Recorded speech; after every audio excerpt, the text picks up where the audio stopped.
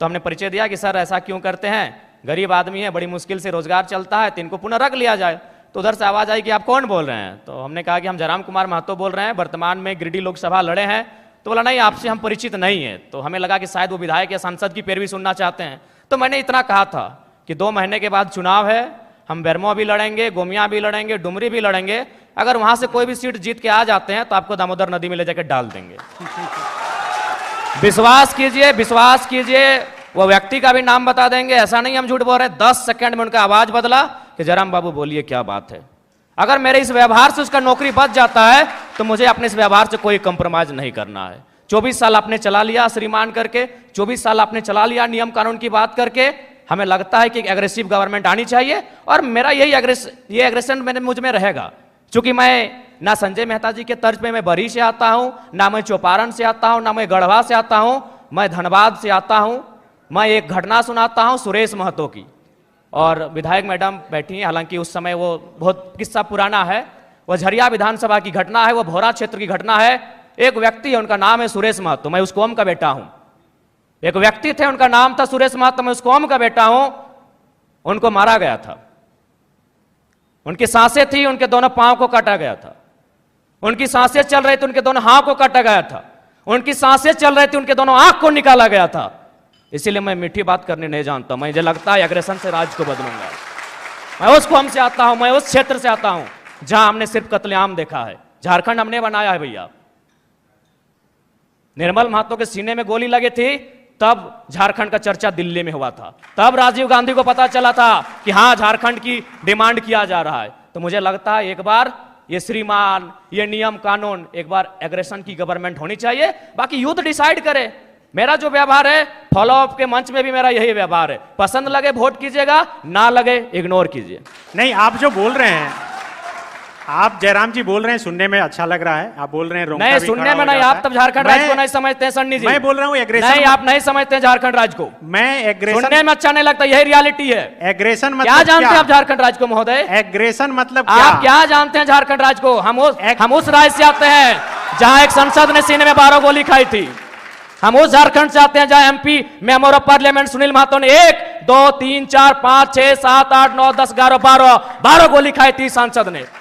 क्या सुनने में अच्छा लगता है? तब आप झारखंड को नहीं जानते हैं। एग्रेशन मतलब क्या? एग्रेशन मतलब यही है, कठोर डिसीजन, त्वरित कार्रवाई। आज कार्रवाई किस पे होती है? एक ठेला पे काम करने वाला है, तुरंत कार्रवाई होगी। एक मजदूर है, पुलिस तुरंत कार्रवाई करेगी। आपकी कार्रवाई उस समय काहे नहीं होती है जब बड़े बड़े लोग आपकी गिरफ्त में आते हैं, बड़ी बड़ी मछलियां जाल में फंसती हैं? क्यों कार्रवाई नहीं होती? हम लोग आते हैं तो छोटा रहे या बड़ा रहे, जो गलत रहेगा उस पर कार्रवाई होगी। मेरा सवाल वही था कि एग्रेशन मतलब क्या? एग्रेशन का मतलब है कठोर डिसीजन। एग्रेशन मतलब एग्रेशन का मतलब है कोई दबाव नहीं। एग्रेशन का मतलब है कॉर्पोरेट से कोई भय नहीं। एग्रेशन का मतलब है अमीरों के चंदे से पलना नहीं। एग्रेशन का मतलब होता है निडर होकर, निष्पक्ष होकर झारखंड के मुद्दों पे बात करना, झारखंड के मुद्दों के समाधान करने के लिए प्रयास करना। एग्रेशन का मतलब, मेरा सवाल बार बार वही है कि क्या गाड़ी पर चढ़कर भाषण देना या फिर योगी की तरह बुलडोजर चलाना? देखिए, भाषण देना हमारा सिद्धांत नहीं रहा है। एक सवाल, आज राजभवन में लोग धरने पर बैठे हैं, मुख्यमंत्री के आवास पे लोग धरने बैठे हैं, आज सीजीएल के जेएसएससी कार्यालय के बाहर लोग धरने पे बैठे हैं। आंदोलन रोज होता है, लेकिन जयराम महतो एक 50 लड़कों के आंदोलन से आज सीएम का फेस बन के कैसे सामने आया? इस सवाल का उत्तर कोई दे। आंदोलन इस राज्य में रोज होता है, जयराम महतो ही क्यों? क्योंकि मैंने उन मुद्दों को टच किया, मैंने उस मुद्दों पे बात किया जो झारखंड की जरूरत थी, जिसपे झारखंड बात करना चाहता था। साफ शब्दों में झारखंड चाहता था कि बिल्ली के गर्दन में घंटी बांधी जाए, पर बांधेगा कौन? जयराम जी कह रहे हैं कि एग्रेशन से होगा। मीठी मीठी बातें करने मुझे नहीं आता, मैं संजय मेहता जी जैसा बरही से नहीं हूं। देखिए, मैं इसको थोड़ा सा डिस्क्राइब करता हूं। जब आप डेमोक्रेसी में विश्वास रखते हैं, जब लोकतंत्र पर आप आस्था रखते हैं, तो लोकतंत्र चलता है पॉलिसी से। और जब इस वक्त हम 21st सेंचुरी में हैं, पॉलिसी की बात कर रहे हैं, पॉलिसी रिफॉर्म की बात कर रहे हैं, और हम लोग पहले प्रश्न पर आए थे कि प्रश्न पत्र लीक होता है, एक सिंडिकेट है, इन सब चीज़ों पर आप क्या सोचते हैं? आपने ये प्रश्न किया था। मैं ये समझता हूं कि अगर नौकरशाही के स्तर पर इतनी बड़ी जिम्मेवारी, एक आयोग को अगर ये जिम्मेवारी दी जाती है कि आपको एक फेयर एग्जामिनेशन कंडक्ट कराना है, और वहां से अगर प्रश्न पत्र लीक हो रहा है, अगर गोपनीयता भंग हो रही है, अगर कोई एजेंसी का नाम सामने आ रहा है, तो मैं ये मानता हूं कि ये पूरे सिस्टम का एक कलेक्टिव फेलियर है। और इस फेलियर पर इसकी अकाउंटेबिलिटी तय होनी चाहिए, इसका कौन उत्तरदायी है इसके लिए तय होना चाहिए। मैं एक छोटा सा एग्जाम्पल बताता हूं। जब पिछली बार परीक्षा रद्द हुआ था, उस प्रोटेस्ट में मैं था वहां पर, उसमें एफआईआर दर्ज किया गया और उस पर एक एसआईटी गठित की गई। जब स्पेशल इन्वेस्टिगेशन टीम बनी और वो अभी तक जांच कर रही है और उसमें अभी तक ये बात सामने नहीं आ पाया कि वो सिंडिकेट कौन था, जबकि आयोग ने खुद स्वीकार किया था कि पेपर लीक हुआ है, इसलिए इस परीक्षा को हम रद्द करते हैं। आप समझिए पूरे इस प्रभाव को, शासन और प्रशासन के प्रभाव को समझिए कि खुद वो स्वीकार करते हैं कि पेपर लीक हुआ, इसलिए हम इसको रद्द करते हैं और फिर से कंडक्ट कराएंगे।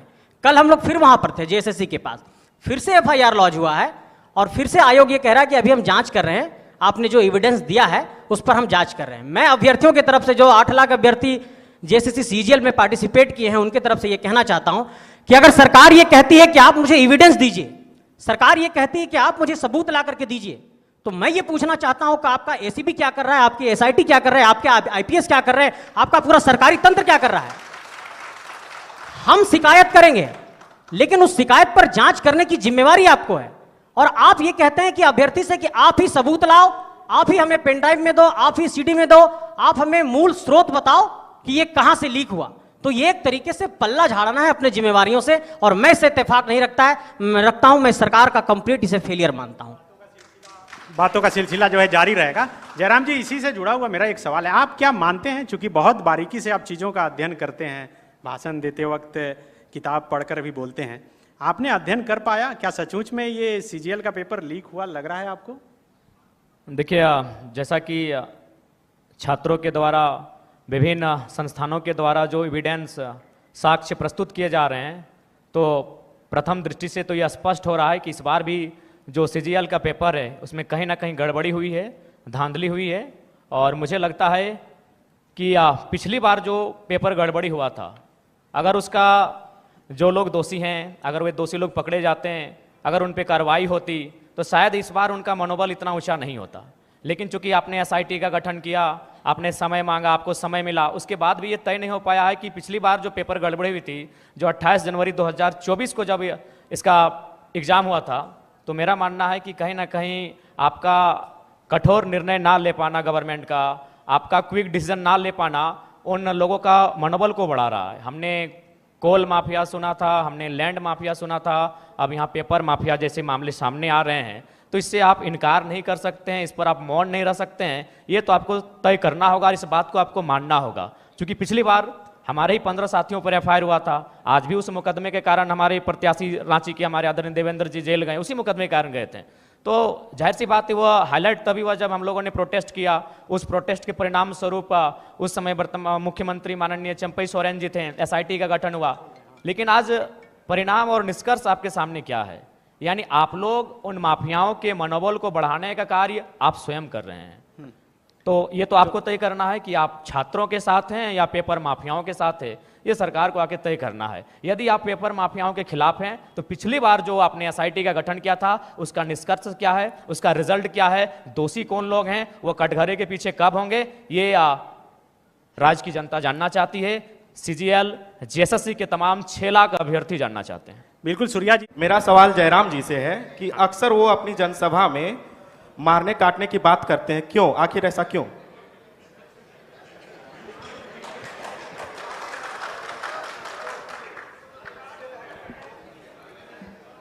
देखिए, हम भी एक पढ़ा लिखा छात्र हैं और वर्तमान में पीएचडी का स्कॉलर हैं। विनोद बिहारी महतो विश्वविद्यालय धनबाद से इंग्लिश लिटरेचर में पीएचडी कर रहे हैं। और बिल्कुल आज से 2 साल पहले मेरा ना ये कैरेक्टर था, ना मेरा यह व्यवहार था, ना मेरा ये स्वरूप था। लेकिन यदि आप पा रहे हैं कि मेरे अंदर आक्रामकता आई है, यदि आप पा रहे हैं कि मेरे अंदर कुछ हिंसक विचारधारा आई है, ठीक है, मैं स्वीकार करता हूँ, खुले मंच पे स्वीकार करता हूँ। लेकिन एक बात बताइए, यहाँ जितने भी प्रबुद्ध लोग बैठे हैं, जब मैंने, ठीक है, मैंने कुछ ऐसी बातों को कहा जिनमें हिंसा प्रतीत हो रही है, लेकिन उस बात को समर्थन करने वाले 99% होते हैं। जैसे हाल ही फिलहाल आपको मेरा बागमारा का वो वीडियो क्लिप पूरे देश में वायरल हो रहा है, जिसमें मैं एक बोतल को टेबल में पटक रहा हूं। उस वीडियो को जो अपने आप को सो कॉल्ड पढ़े लिखे मानते हैं, उन्होंने कहा कि नहीं ये गलत है, लेकिन 99% लोगों ने कहा कि नहीं ये सही है, ये लड़का ठीक कर रहा है। अब सवाल ये है कि कि ठीक है मेरी बातों में हिंसा है, लेकिन हिंसा की विचारधारा को 99% लोग पसंद क्यों कर रहे हैं, ये इस राज्य का सबसे बड़ा कारण है। यानी इसका कारण ये है कि आज एक आम व्यक्ति लोकतांत्रिक भारत में, अलग झारखंड राज्य में, स्वतंत्र भारत में इतना दबाया जा रहा है, इतना सताया जा रहा है, इतना उसका दमन, इतना दोहन किया जा रहा है, उसके साथ इतना अत्याचार किया जा रहा है कि मेरी इन विचारों को पसंद कर रहा है, लाइक कर रहा है। उदाहरण के लिए जो बाघमारा को लेकर आप चर्चा कर रहे हैं, जिस मेरे वीडियो को आज पूरे देश में लगभग 50 लाख से ज्यादा लोगों ने देखा, मैं आपको थोड़ा बता ही देता हूं। वहां बीसीसीएल की एक योजना है, बीसीसीएल खनन का कार्य करती है। ये आपको भी मालूम है कि अब सारी कंपनियां टेंडर देती है। वहां टेंडर दिया है संजय उद्योग को और खेमका कंपनी को। वहां जो मजदूर हैं 2018 से काम कर रहे हैं, यानी 6 साल है, 6 साल से उनका वेतन वही का वही है। और सबसे ताज्जुब और हैरत की बात है कि उनका एचपीसी वेतन 32,000 होता है। ताज्जुब कीजिएगा और लोकतंत्र के होने पे शर्म भी कीजिए, उनको 6,000 वेतन मिलता है। उससे भी ताज्जुब की बात है कि ना बीसीसीएल जिम्मेवारी ले रही है कि ये किनके वर्कर हैं, और ना ही खेमका और संजय उद्योग जिम्मेवारी ले रही है ये किनके वर्कर हैं। उससे भी ताज्जुब की बात है, उनको जो पेमेंट मिलता है 4,000 मिलता है, 6,000 मिलता है, वो पेमेंट ना बीसीसीएल दे रही है, ना संजय दे रही है, ना खेमका दे रही है। तो बताइए किसका खून नहीं खोलेगा। मैं बनावटी इंसान नहीं हूं। उस मीटिंग में 52 मिनट डिस्कशन हुआ था, मैंने 52 मिनट के बाद मुंह खोला था, और ये तो मीडिया चल रही थी और कैमरा में कैच हो रहा था, इसीलिए मैंने बोतल को टेबल में पटका। मां कसम हम किसी के मुंह में पटकते, आपके पांव तले जमीन खिसक जाएगी। जब आपने छेड़ा है तो सुन लीजिए। यही विनोद बिहारी विश्वविद्यालय में एक कंपनी, एक एजेंसी ने टेंडर लिया है। मजदूरों को ज्वाइनिंग लेटर के साथ साथ रिजिग्नेशन लेटर पे साइन करा गया। इस भारत में कहां होता है यार। मैं आक्रामकता की बातें करता हूं, कारण कौन है? रिजिग्नेशन लेटर में साइन कराया गया है, कौन देगा उत्तर? भारत देश में 4 स्तंभ है कहने को, न्यायपालिका, कार्यपालिका, विधायिका, पत्रकारिता। कौन रिस्पॉन्सिबल है कि ज्वाइनिंग, ताजुब की बात है, ज्वाइनिंग लेटर भी मिला है और उनको साइन भी करा लिया है। क्या बोलते हैं आप? रिजिग्नेशन लेटर, रिजाइन लेटर में भी साइन करवाया गया है। और एक घटना गोमिया की, जब मेरा सभा था बेरमो में, वो लड़का आया, उसने कहा कि जो एजेंसी है उनको पेमेंट देना होता है 20,000, लेकिन मेरा शर्त है उनका कि 20,000 आपके अकाउंट में देंगे, आपको 8,000 रिटर्न करना होगा, नहीं तो नौकरी से निकाल देंगे। उसके बाद भी अगर आपका खून नहीं खोलता है तो आप बनावटी लोग हैं, असल लोग नहीं है। अगर आप चाहते हैं मेरे अंदर की आक्रामकता कम हो, आप चाहते हैं मेरे अंदर की उग्र भावना कम हो, तो आज प्रबुद्ध लोग बैठे हैं। आज माननीय मंत्री दीदी बैठी हैं, आज माननीय मंत्री महोदय बैठे हैं, मंत्री 3 मंत्री बैठे हैं, आज प्रदेश अध्यक्ष महोदय बैठे, सांसद महोदय बैठे हैं, झारखंड मुक्ति मोर्चा के फिलहाल पालनहार हैं बैठे, आज विधायक मैडम बैठी हैं, यहां भी एक विधायक बैठे हैं, यहां भी एक विधायक बैठे हैं। ये लोग तय करें कि इस प्रकार का जुल्म, शोषण, अत्याचार एक आम व्यक्ति पे, यानी जो लोग हाशिए पर हैं, जो लोग निम्न स्तर पे हैं, उनके साथ अन्याय नहीं होगा। जयराम महतो प्रेम की कविताएं लिखेगा, इनकलाब की बातें नहीं करेगा। जयराम जी, अब चूंकि टाइम का सबका स्लॉट बंधा हुआ है और सामने सब मिनिस्टर भी बैठे हुए हैं, एमपी एमएलए भी जो हैं बैठे हुए हैं, सुखदेव भगत जी हैं, पूर्णिमा नीरज सिंह जी हैं, दीपिका पांडे सिंह जी हैं, मिथिलेश ठाकुर जी हैं, बन्ना गुप्ता जी भी हैं।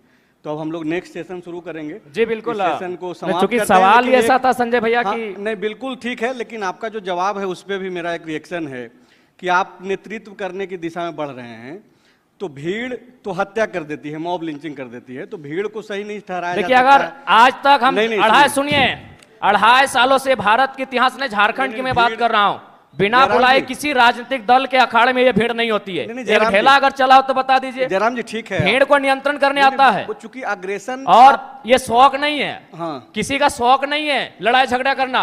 हर कोई, अरे हम तो, देखिए क्या है, हम तो जयराम जी कि पॉलिटिक्स में अग्रेशन, इमोशन यही बिकता है इस देश में। एग्रेशन, आपका एग्रेशन बिक रहा है, उसको अच्छा काम हो ठीक रहा है। है। अगर एग्रेशन से किसी का भला हो रहा है तो एग्रेशन होना चाहिए। नहीं ठीक है, अच्छी बात है। शब्द मैं बनाई क्यों है? मैं माफी मांगते हुए आप सबसे अब इजाजत लेता हूं। माफी की आवश्यकता आप नहीं सभी है। को शुभकामनाएं। नहीं, माफी जयराम जी, जयराम, हमें मंच पे मौका दिया, इसके लिए आपका साधुवाद, आपका धन्यवाद। आप आए उसके लिए आप सभी को शुक्रिया। आपसे जब हम मिलेंगे राजेश ठाकुर जी की उम्र में जब आपसे हम मिलेंगे दीपिका दीदी की उम्र में तो शायद एग्रेशन कम होगा। हाँ, आप वो एक हो 29 साल के जाएगा। युवा से मिल रहे हैं और एग्रेशन ना हो ये उचित नहीं। चलिए बहुत बहुत शुभकामनाएं। और तो